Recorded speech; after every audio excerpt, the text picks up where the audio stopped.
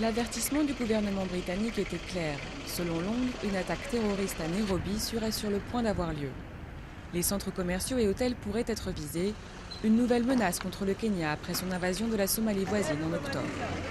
Les compagnies de sécurité ont renforcé leur surveillance des espaces commerciaux et des hôtels. Tout le monde est contrôlé. C'est maintenant un problème national. Et je pense que tout le monde, vous et moi, marchant dans la rue, doit être conscient de la situation et doit essayer d'alerter sur toute chose inhabituelle. Car si nos 20 000 agents de sécurité reçoivent le renfort de 10 millions de gens qui se mettent en alerte, je pense qu'on pourra très bien faire face à la situation.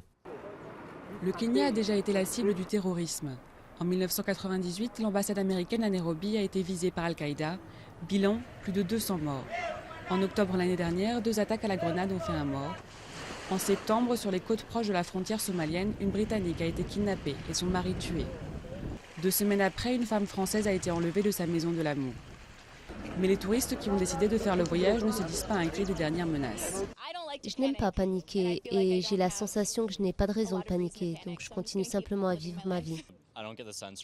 Les habitants ici ne me donnent pas l'impression qu'il y ait un problème. Les agents de sécurité sont partout. Vraiment, je ne suis pas inquiet. Ces dernières semaines, plusieurs personnes soupçonnées d'appartenir au groupe Al-Shabaab ont été arrêtées dans le pays. Le gouvernement n'écarte aucun risque, mais estime que Nairobi n'est pas plus dangereuse que les autres capitales. Is New York safe? Is London safe? Est-ce que New York est une ville sans danger? Est-ce que Londres l'est? Il n'y a aucun lieu dans le monde qui soit prouvé à 100% sans danger. Mais nous pouvons dire que selon nos services de renseignement, nous ne prévoyons aucune menace imminente, plus que durant ces 2 dernières années. Malgré ces assurances, les touristes ont déjà déserté l'île de Lamu où tous les hôtels sont vides.